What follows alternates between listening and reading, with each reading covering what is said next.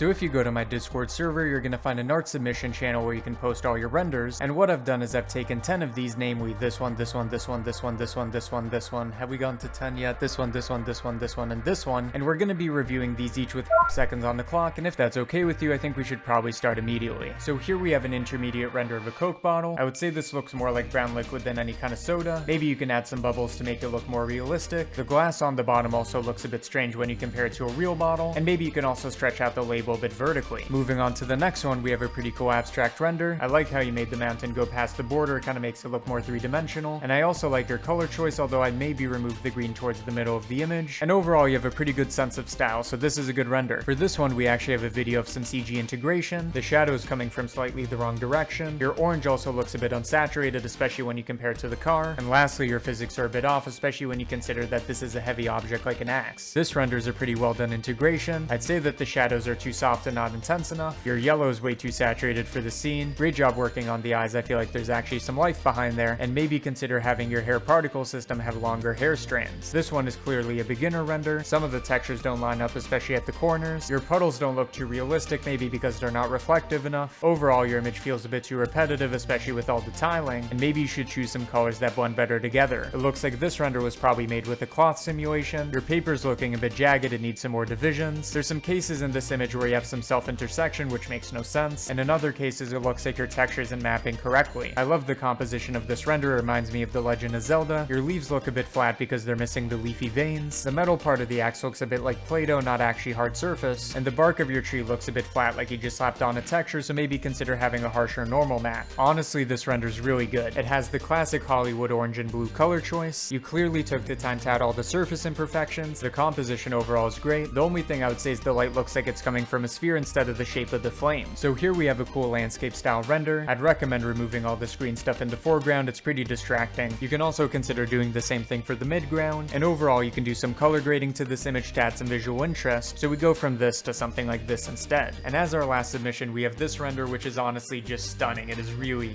really good. I'm just gonna let it be there. Wow.